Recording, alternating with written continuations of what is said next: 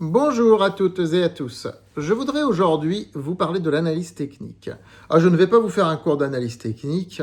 Il y a des vidéos qui sont disponibles pour ça, y compris l'interview que j'ai fait de Daniel Cohen-Delara, qui est bien plus spécialiste que moi et bien plus calé que moi en analyse technique. C'est dans la playlist interview.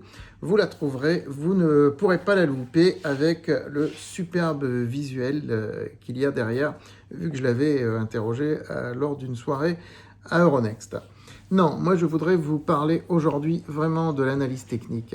En gros, est-ce qu'il faut vraiment l'utiliser? À quoi elle sert? Comment moi personnellement je l'utilise? Etc. etc. Et vous allez voir que c'est très intéressant ce que je vous dis. N'oubliez pas d'ores et déjà de liker et partager cette vidéo, de vous abonner à cette chaîne YouTube et bien sûr de vous inscrire à francebourse.com. Dans cette vidéo, je ne vais pas vous passer des graphiques, pas du tout. Nous allons parler, vraiment, je vais vous parler de l'analyse technique. Je ne vais pas redéfinir ce que c'est. Je vous invite à voir l'interview de Daniel Cohen-Delara pour cela. On ne va pas tout redéfinir ici. Non, simplement, ce que je voulais vous dire ici, c'est que l'analyse technique est utilisée partout dans le monde.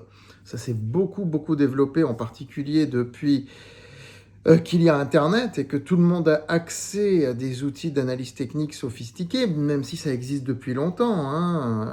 Je veux dire, les chandeliers japonais, ça existe depuis très longtemps pour analyser les mouvements de hausse et de baisse des cours des matières premières, etc. On le sait bien. Mais ça s'est vraiment popularisé depuis Internet, donc en gros depuis le début du 21e siècle. Mais ça rencontre beaucoup plus de succès en France qu'ailleurs, relativement à tout le reste. Je veux dire, si vous prenez le marché américain, c'est équilibré. L'analyse technique à sa place, l'analyse fondamentale à sa place, l'analyse économique, macroéconomique à sa place, l'analyse sociologique, pas vraiment comme je la fais moi, mais il y a des gens qui analysent les narratifs, qui analysent ce genre de choses. L'analyse, je veux dire, le money management a une grande place aux États-Unis, une très grande place aux États-Unis. En France, l'analyse technique domine tout.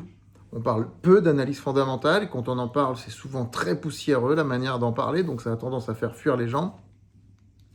L'analyse économique, on n'en parlait pas du tout il y a 20 ans, aujourd'hui on en parle un petit peu, mais ça reste mineur, je veux dire, c'est pas ce qui est majeur. L'analyse sociologique, anthropologique, etc., appliquée au marché financier, je suis le seul à en parler, je revendique clairement. Et puis, le money management, on en parle, mais pas de la bonne manière. En fait, on vous parle de la manière de gérer un risque sur un portefeuille de trader, mais ça n'a strictement rien à voir avec un money management qui va vous expliquer quand est-ce qu'il faut ramener un prix de revient à zéro, quand est-ce qu'il faut combien de lignes on peut avoir en portefeuille, comment il faut panacher, comment il faut diversifier, etc. Et tout ça, pourtant, c'est indispensable. Donc, ce que je voulais vous dire dans cette vidéo, c'est que l'analyse technique domine tout, le reste, en France, parce que c'est très paresseux, finalement, de faire de l'analyse technique. Déjà, ça n'exige pas d'avoir des connaissances en économie, ni en comptabilité, en lecture de bilan financier ou autre.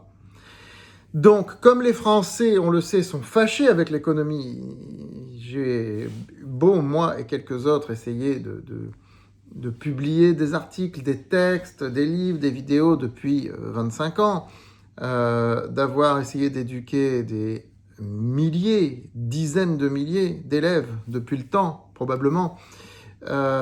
Certes, c'est une goutte d'eau utile pour que l'océan soit différent. Mais ce ne sont que quelques gouttes d'eau, on est d'accord. Et ce que font les autres, quelques autres, je ne crache pas dessus, quelques autres économistes aussi qui essayent d'éduquer, qui essayent de populariser, de démocratiser l'économie, ça va aussi dans ce sens, mais ce n'est pas suffisant. À un moment donné, on m'avait appelé l'économiste du peuple. Beaucoup ont pensé que c'est moi qui m'étais baptisé comme ça dans les années 2000. Ce n'est jamais moi qui me suis donné ce nom-là. C'est un nom qu'on m'avait donné et que j'ai repris parce que ça m'avait amusé. Mais je le revendique toujours, il n'y a pas de problème avec ça. J'en suis absolument pas honteux si on devait m'appeler comme ça. Donc l'économie en France n'est pas réputée, n'est pas reconnue, n'est pas... Voilà, les gens ne savent pas lire l'économie. Ils ne comprennent pas, beaucoup de gens ne savent même pas ce que c'est que le PIB, la croissance économique, enfin voilà. Et donc l'analyse technique a le mérite de dire, ben voilà, un signal d'achat, un signal de vente. Tiens, là vous avez tel oscillateur qui dépasse tel niveau, hop, il faut vendre. Le nouveau sommet dépasse le précédent sommet, c'est un signal de vente ou d'achat, selon la manière dont on se place. C'est facile, finalement. Il n'y a pas non plus besoin d'être un grand mathématicien. La France n'est pas un pays où les gens non plus sont très éduqués en maths. Pour les calculs, oui. On est un pays où on calcule pas mal. Mais l'algèbre, la géométrie, c'est uniquement des gens qui ont fait des études de mathématiques, bien souvent. Parce que tout le monde les étudie au lycée, mais tout le monde les oublie après. C'est tellement mal enseigné que tout le monde les oublie. Alors que pourtant, ce sont des notions très utiles. Est-ce que vous savez analyser une fonction, dériver une fonction, calculer une R sous une courbe, entre deux courbes, en calculant une intégrale? C'est des choses peut-être que vous avez fait dans vos études. Mais si vous n'êtes pas ingénieur ou économiste, c'est des notions que vous n'utilisez pas dans la vie de tous les jours. Donc vous les avez peut-être vues au lycée, mais oubliées depuis. Et vous ne savez plus les utiliser. Voilà.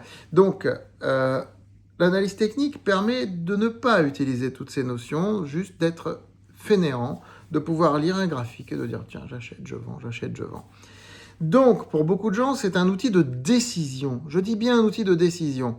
Or, je le dis très clairement ici, je m'insurge contre ça, parce que l'analyse technique doit être un outil d'aide à la décision, mais certainement pas un outil de décision.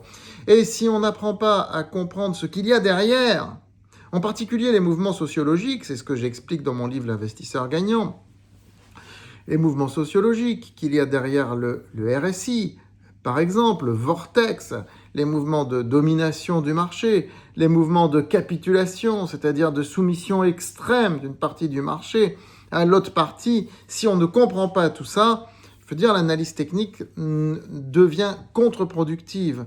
Et les signaux que vous allez interpréter sont de mauvais signaux. Par exemple, un titre qui sort d'un canal haussier par le haut, avec un RSI suracheté, je prends souvent cet exemple, vous allez dire, ah ben voilà, c'est l'occasion de vendre. Mais non, ça peut être l'occasion d'acheter s'il y a une bulle narrative en formation. Et oui, on l'a vécu plein de fois l'année dernière, et même là récemment. Hein, voilà. Donc, l'analyse technique doit rester à sa place, à sa juste place. C'est-à-dire, je le répète, un outil d'aide à la décision, et pas un outil de décision. L'analyse technique doit être au service de l'analyse fondamentale et pas l'inverse. Et derrière tout ça, il doit y avoir une structuration, un money management, et puis une lecture des narratifs, une lecture de l'économie aussi. Hein. Dans un pays qui fait de la croissance économique, dans un pays où la fonction de consommation se porte bien, on ne va pas aller sur les mêmes actions, sur les mêmes secteurs, sur les mêmes valeurs que dans un pays où la fonction de consommation en pâtit et où c'est plutôt la fonction d'épargne qui se porte bien. Hein. Donc tout ça, c'est de la lecture macroéconomique qu'il est impératif de faire et l'analyse technique ne vous dira pas ce qu'il y a lieu de faire par rapport à ça. Donc, j'interroge, j'ai publié beaucoup de gens qui sont des spécialistes d'analyse technique, j'ai même une collection dédiée à ça dans JDH Édition, ma maison d'édition, c'est la collection des essentiels de la FAT, l'Association française de l'analyse technique. Il y a plusieurs livres passionnants dans cette collection, mais encore une fois, c'est superbe l'analyse technique, comme aide à la décision. Regardez, j'ai rajouté le vortex depuis 2 ans, c'est un indicateur que j'utilisais pas, il nous aide. Donc c'est un superbe outil d'aide à la décision, mais pas un outil de décision. Voilà ce que je veux dire ici clairement et distinctement. Je vous dis à très vite sur France Bourse TV.